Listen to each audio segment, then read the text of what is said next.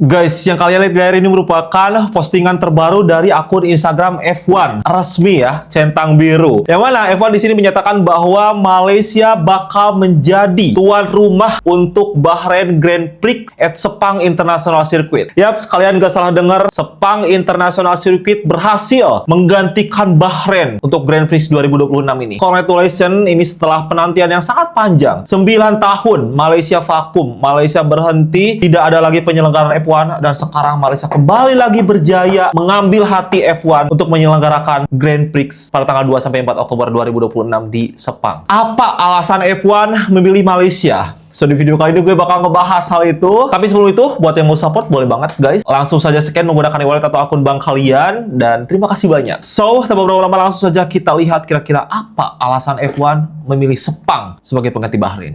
Sah dan confirm Formula One kembali ke Malaysia selepas 9 tahun. Guys, selepas 9 tahun Formula One akhirnya kembali ke litar antarabangsa Sepang. Cuma bezanya kali ni Malaysia bukan menganjurkan Grand Prix Malaysia macam dulu.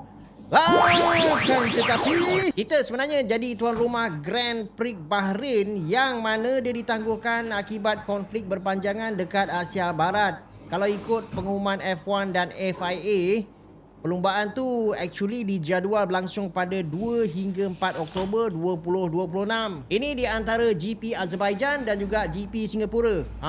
Maksudnya Sepang ni kembali berada dalam kalender rasmi Formula One buat kali pertama sejak kali terakhir menganjurkan perlombaan tu pada tahun 2017 ya terakhir. Kita tahulah kan sebelum ni untuk menganjurkan Formula One ni kos dia sangat tinggi. Kali ni macam mana pula? Untuk perlombaan kali ni dia kekal gunakan nama Formula One Gulf Bahrain Grand Prix. Dan laporan daripada media antarabangsa menyatakan yang Bahrain akan tanggung sebahagian besar kos penjadualan semula dan juga hak penganjuran. Manakala perjanjian dibuat bersama Kerajaan Malaysia, Kerajaan Bahrain, Formula One dan juga FIA. Kalau korang ingat pada 2025 kerajaan ada inform lah yang yuran hak penganjuran F1 sekarang ni dianggap mencecah kira-kira 300 juta ringgit satu tahun. Itu belum lagi termasuk kos operasi tempatan macam keselamatan, logistik, marketing dan juga penyelenggaraan litar Sepang yang dianggarkan sekitar 10 juta ringgit setahun untuk kekalkan pensijilan FIA Grade 1. Bahrain sebenarnya dia orang nak anjurkan perlombaan tu, akan tetapi macam kita tahulah keadaan keselamatan dekat Asia Barat ni dia belum kurang ya lagi.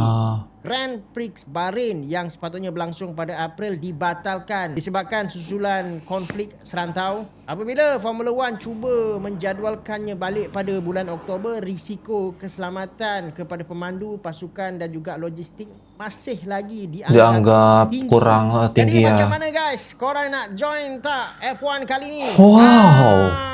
Komen dekat bawah. Guys, ini yang luar biasanya ya. Katanya Bahrain tuh bakal tetap menanggung sebagian besar kos untuk acara F1 Grand Prix Bahrain yang akan diadakan di Sepang ini. Gila, ini suatu keuntungan yang besar bagi Malaysia. Karena menurut gue guys, adanya event F1 di Malaysia ini, meskipun namanya masih Bahrain Grand Prix gitu ya, tapi ini menguntungkan buat ekonomi Malaysia. Maka banyak sekali pelancong yang datang dari seluruh dunia untuk datang menonton dan itu suatu keuntungan. Keren guys, kalian tuh sangat beruntung banget. F1 akhirnya balik lagi ke Malaysia setelah vakum 9 tahun. Sirkuit internasional Sepang bakal jadi tuan rumah F1 Gulf Air Bahrain GP yang kemungkinan akan digelar di bulan Oktober. Race ini bukan GP Malaysia, tapi GP Bahrain yang venue-nya dipindah. Penyebabnya, GP Bahrain di April batal karena krisis keamanan di Timur Tengah yang bikin FIA nggak bisa jamin keselamatan pembalap dan kru. Pemerintah Bahrain dan pemerintah Malaysia akhirnya sepakat nama dan slot Bahrain tetap dipakai, cuma lokasinya aja yang dipindah ke Sepang. F1 mampir ke Sepang. Gak masalah sih menurut gue kalau nama. Dan juaranya Max Verstappen. Malaysia keluar dari kalender F1 karena biaya hosting yang dianggap kemahalan dan penjualan tiket yang menurun. Sekarang Sepang justru jadi penyelamat kalender F1. Bagi warga Malaysia sendiri, Sepang itu simbol ambisi industrialisasi negara mereka di era Mahathir yang dibangun tahun 96 dan diresmikan tahun 99 dengan biaya 286 juta ringgit. Ini juga sirkuit pertama karya Herman Tilke, arsitek yang nantinya mendesain hampir semua sirkuit F1 modern di dunia. Menurut lo, mendingan nonton F1 di Singapura atau di Malaysia? Bagusnya Malaysia, di sini mereka gak koar-koar ya. Sebelumnya mereka tuh diem aja, tapi tiba-tiba boom ngasih kabar yang luar biasa. Ini F1 loh, sekelas balapan yang udah kelas internasional gitu. Tapi ya ini negara tetangga ya, rumor cuman bentar, gak gedebak-gedebuk, gak ada angin, gak ada hujan, tahu-tahu langsung official announcement. Ya, ini kan Malai mau hosting Bahrain Grand Prix kan. Kata gue sih jujur keren. Ya kan? Nah ini nih kalau negara gitu kan, inisiatif negara gercep gitu.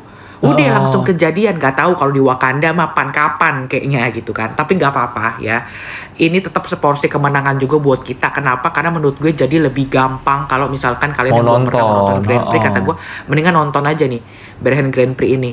Karena menurut gue secara perhitungan ya, perhitungan kasar gue, itu pasti bakal lebih affordable untuk ke Malaysia dibandingkan dengan ke Jepang, ke Cina, ataupun ke Singapura. Berdasarkan perhitungan gue gitu ya. Jadi dari akomodasinya, dari travelnya. Bener sih. Jadi kata gue kalau kalian bingung mau nyobain ke Grand Prix mana, mendingan kita ke Malaysia yuk.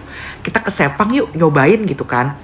Dan ini kan tahun ini doang ya. Gue nggak tahu tahun depan masih ada lagi apa enggak. Jadi menurut gue selagi ada kesempatan mendingan kita cobain. Tapi belum tahu ya harga tiketnya berapa ya. Karena belum rilis juga di officialnya, di F1 gitu. Tapi nanti coba kita bandingin ya. Tapi kalau menurut gue sih harusnya overall-nya lebih murah gitu, harusnya sih. lebih murah daripada ke negara-negara Asia yang lainnya. Ya gue setuju sih kalau harusnya lebih murah ya, karena kita juga secara mata uang juga gak terlalu ini gitu, gak terlalu ada kesenjangan yang jauh banget. Dengan Singapura kan kita udah tahu lah, kita tuh gak bisa sih kalau ini bakal kemahalan menurut kita ya. Dan mungkin kalian bingung nih, kenapa F1 tuh di Sepang tapi namanya masih Bahrain gitu, kenapa gak langsung Malaysia aja? Nah ini ada penjelasannya, kita lihat. Kenapa F1 dekat Sepang tapi panggil Bahrain F1? Ini bukan kali pertama.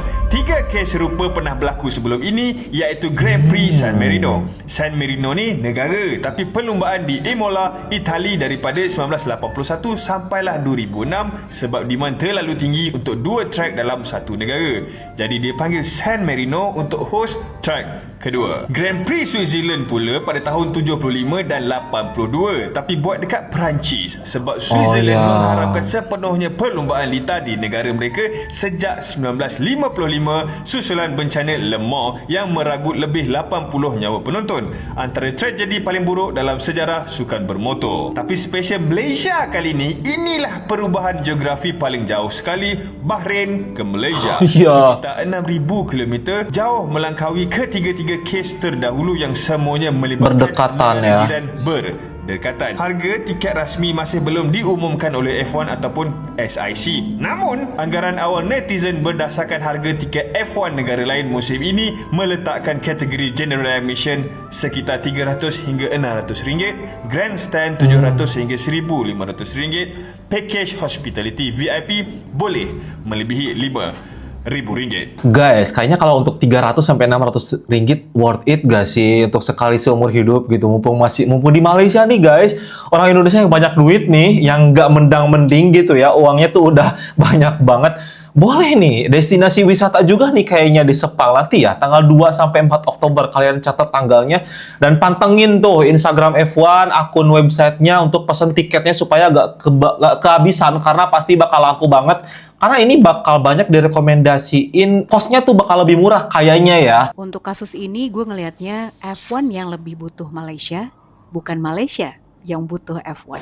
Emang lagi ramai banget nih pada ngomongin F1 yang besar kemungkinan akan kembali ke Sepang. Tapi ini bukan kontrak jangka panjang ya. Jadi sebenarnya ini one off race aja. Dan bahkan kemarin gue sempat ngeliat beritanya di BBC juga. Jadinya title-nya kalau jadi nih akan tetap namanya Bahrain GP, tapi di Malaysia, tapi di Sepang. Karena ini memang sebetulnya buat gantiin Bahrain. Jadi karena kondisi di Timur Tengah ini belum kondusif dan F1 nggak mungkin kayaknya untuk ngebatalin lagi, karena tentunya mereka ini sudah terikat kontrak dengan pihak TV station yang udah beli hak siarnya. Jadi minimal tuh kalau nggak salah F1 memang harus menggelar minimal ya 22 race dalam tahun ini, nggak boleh kurang. Terus karena jedanya ini sama Singapura cuman beda seminggu. Jadi menurut rencana kalaupun jadi di Sepang, tanggalnya ini adalah tanggal 2 sampai 4 Oktober 2026. Sementara race F1 di Singapura itu adalah tanggal 9 sampai 11 Oktober 2026. Kenapa pilihannya Sepang? Sebetulnya bukan cuma Sepang. Tadinya tuh ada alternatif Suzuka, terus ada alternatif juga bahkan Singapura dijadiin 2 kali aja race-nya. Tapi kayaknya nggak mungkin kan street circuit terus udah gitu 2 kali tutup jalan untuk 2 kali race. Gue rasa orang Singapura juga sebel sih. Nah terus ada Sepang. Apalagi Sepang ini secara homologasi sirkuit memang masih pegang ini alasannya. grade 1 FIA. Padahal sebetulnya terakhir kali F1 ada di Sepang itu tahun 2017, 2017. tapi homologasinya masih FIA Grade 1. Tapi tentunya ini bukan hal yang mudah, tapi kesempatan yang luar biasa bagus juga buat Malaysia, buat Sepang terutama, karena ini membuktikan bahwa memang tuh kan emang kita tuh masih bisa menggelar F1. Ya iyalah, apalagi sekarang F1 tuh lagi hype banget, meskipun kayaknya waktu itu keputusannya di tahun 2017 akhirnya nggak ada race F1 lagi di sana karena memang Kosnya jumlah tinggi. penontonnya tidak seperti yang diharapkan. Tapi kebayang nggak sekarang F1 ini lagi populer-populernya dan kembali ke Malaysia. Ini momentum yang bagus banget ya Buat nggak sih? Malaysia, Buat Sepang. bener. Pengumumannya sendiri katanya nih hari ini tanggal 26 Juli 2026 dan yang akan mengumumkan langsung adalah Perdana Menteri Malaysianya. Kemungkinan besar sih kayaknya gas nih jadi. Dari penjelasan barusan, kalian bisa dengar alasan F1 memilih Malaysia karena ya Malaysia sirkuit Sepang itu masuk grade 1 ya. Jadi masuknya udah bagus. Kalau dibandingkan, sorry banget dengan Mandalika, itu Mandalika kualitasnya masih di bawah. Jadi kita harus akui guys, jangan bersikeras di sosial media heboh nih. Banyak nih yang ngebahas, kenapa F1 nggak milih Mandalika aja, Mandalika indah gitu. Katanya Mandalika bagus view-nya. Bukan cuma itu ya guys yang dinilai, bukan cuma keindahan view alamnya, tapi juga akomodasinya, homologasinya, terus kayak infrastruktur dan juga kelengkapan lainnya juga itu diperhatikan oleh F1. Dan Malaysia Sepang yang terpilih. Kita harus legowo terima itu ya. Jangan begaduh. Nemuin komen kayak gini juga nggak?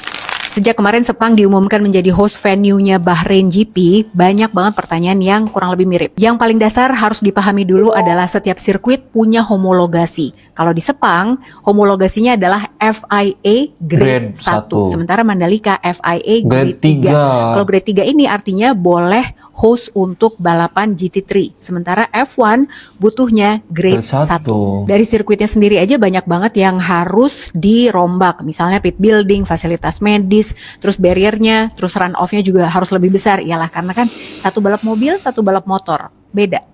Di luar sirkuit juga masih banyak hal yang harus dipersiapkan. Karena ingat, kalau kita ngomongin race MotoGP dan juga F1 ini nggak hanya terbatas sirkuitnya aja, tapi seluruh fasilitas penunjangnya. Misalnya nih kayak airportnya, bisa atau nggak nampung logistik yang besar. F1 tuh lebih gede daripada MotoGP loh. Terus hotelnya cukup atau enggak? Terus jalannya menuju sirkuit itu bisa atau enggak dilalui orang segitu banyaknya. Pokoknya banyak banget yang harus dipikirin, bukan cuma sisi sirkuit aja. Bahkan jadwal penerbangan itu kayaknya juga harus ditambah gila-gilaan sih. Tinggal upgrade aja kan gampang. Iya, oke, baik. Sekarang kita berandai-andai. Misalnya nih, Mandalika udah punya homologasi FIA Grade 1. Udah bisa kan? Nah, kalian tahu nggak? Di dunia ini ada banyak sirkuit F1 yang udah punya homologasi FIA Grade 1. Tapi bahkan nggak masuk kalendernya F1. Kenapa? Karena masih ngantri. Masih dari siblings juga, ya. Buriram di Thailand yang dipakai untuk race MotoGP. Kalian tahu? Buriram itu dibuka tahun 2014 dan sudah punya homologasi FIA Grade 1. Artinya bisa ya? Kalau mereka mau datengin F1 tuh bisa banget, sirkuitnya layak. Tapi masalahnya memang nggak dapet jadwalnya. Rumusnya tuh bukan punya sirkuit sesuai dengan homologasi yang dibutuhkan terus F1 langsung bisa punya race F1. Nggak gitu. Rumusnya adalah punya sirkuit dengan FIA Grade 1, punya budget negara, dan ada political will, dan itu dibutuhkan bertahun-tahun. Dan kalian tahu nggak, kemarin waktu akhirnya Sepang diputuskan menjadi host venue untuk Bahrain GP, itu negosiasinya terjadi di G-level alias antar pemerintah. Jadi ini bukan hanya sekedar masalah balapan Sepang sirkuitnya aja, enggak, tapi ini antar pemerintah dari Bahrain, Malaysia, FIA, dan FOM. Tahu nggak kuncinya apa? Kuncinya adalah nggak bisa sirkuit itu disuruh mikir sendiri. Karena kalau udah ngomongin soal race kelas dunia seperti F1, dibutuhkan support dari pemerintah. Harus G-level mainnya. Nggak bisa sirkuitnya aja disuruh mikir sendiri. Jadi keindahan, kebagusan sirkuit meskipun grade 1 itu nggak menentukan ya guys. Kalau pemerintahnya nggak pro, kalau pemerintahnya nggak bergerak untuk mendukung gitu supaya sirkuit itu bisa menjadi race untuk F1. Dan Malaysia sudah berhasil. Kayaknya gue kalau banyak rezeki ya guys, please doain gue juga pengen nih kayaknya langsung ke Malaysia terus 9 nonton F1. ringgit, 300 ringgit ya worth it lah ya sekali seumur hidup gitu. Tapi gue masih mending guys, masih banyak kebutuhan gue. Jadi gue tunda dulu lah gitu. Tapi mudah-mudahan kalau ada rezeki yang gak diduga-duga, kan siapa tahu nih gue tiba-tiba YouTube-nya viral, trending gitu, terus yang nontonnya banyak. Kayaknya gue bakal gasken gak sih guys? Soalnya masih mumpung di Sepang gitu, yang dekat banget. Rakyat Indonesia, persoal F1 pilih Lita Sepang berbanding Mandalika. Persoalan ini timbul susulan pengumuman Malaysia sebagai tuan rumah gantian Grand Prix Bahrain pada Oktober ini. Faktor utama adalah taraf pensijilan Lita. Sepang memiliki pensijilan FIA Grade 1, taraf tertinggi yang diwajibkan untuk sebarang perlumbaan F1, manakala Mandalika kini hanya memiliki pensijilan FIA Grade 3 sesuai untuk acara seperti MotoGP dan perlumbaan kereta bertaraf rendah. Sepang turut mempunyai rekod penganjuran F1 sepanjang hampir 2 dekad dari 1999 hingga 2017, menjadikannya Lita matang daripada segi logistik dan fasiliti operasi. Lokasinya yang hanya 5 hingga 10 minit daripada KLIA turut menjadi kelebihan besar di samping kedudukan strategik berdekatan Singapura yang memudahkan pergerakan pasukan antara perlumbaan serantau. Mungkin kalian bertanya-tanya kira-kira apa sih keuntungan Malaysia gitu ya dengan diadakannya F1 ini di Malaysia. Kira-kira apa keuntungan buat Malaysia? Ada gak keuntungannya? Ini ada video yang sedikit menjelaskan, kita lihat. Bahrain tanggung semua kos penganjuran dekat Sepang tu. Semua katanya. Apa sebenarnya yang keuntungan Malaysia dapat daripada jadi tuan rumah ni? Okey, pertamanya kita akan dapat kesan limpahan daripada perbelanjaan pelancong gak sih? ekonomi lah, seperti mana yang kita sebutkan tadi lah. Bakal banyak pelancong gak sih? akan datang, akan beri tumpuan kepada Malaysia pada awal bulan Oktober, macam-macam konten akan ada. Dan ini datang tepat pada waktunya kerana betul-betul pada tahun melawat Malaysia. Kita buat keputusan pada tahun 2016, 2017. Ini visit Malaysia guys tahun ini. Kontrak F1 sebab kontrak F1 ni tahun ni lain lah sebab Bahrain yang bayar. Tapi sekurang-kurangnya kena belanja at least bottom line dia base adalah 300 juta ringgit Malaysia. Guys, artinya mungkin ya, ini tuh meskipun Bahrain yang bayar ya, tapi Malaysia tetap harus ngeluarin kayak semacam 300 juta ringgit. Oh, gila banget. Ini kebayang gak sih event ini tuh event kayak sebesar apa?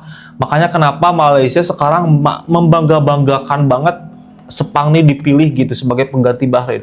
Karena eventnya bukan event kaleng-kaleng guys, wajar. Mereka keluar-keluar juga wajar. Karena keluar-keluarnya juga udah fix nih. Grand Prix-nya udah benar-benar diumumin oleh F1, direkturnya F1 secara langsung. Jadi bukan lagi hoax nih Malaysia ya. Pada intinya ya, apa sih namanya kenapa alasan F1 memilih Malaysia? Ya tadi kalian bisa dengar ya. Karena sirkuit Malaysia itu sudah memiliki grade 1 yang mana itu layak dan bisa dijadikan untuk pembalapan F1. Terus yang kedua, pemerintahnya juga harus melakukan negosiasi antar pemerintah yang lain dengan Bahrain, dengan F1, dan Malaysia sudah berhasil mendapatkan itu. Terus akomodasinya, jalannya, semuanya, mulai dari bandaranya juga diperhatikan layak atau enggaknya gitu guys. Jadi bukan soal keindahan sirkuitnya aja. Luar biasanya nih, grade 1 tuh bukan cuma Malaysia doang, banyak sirkuit-sirkuit di seluruh dunia juga yang mempunyai kualitas grade 1.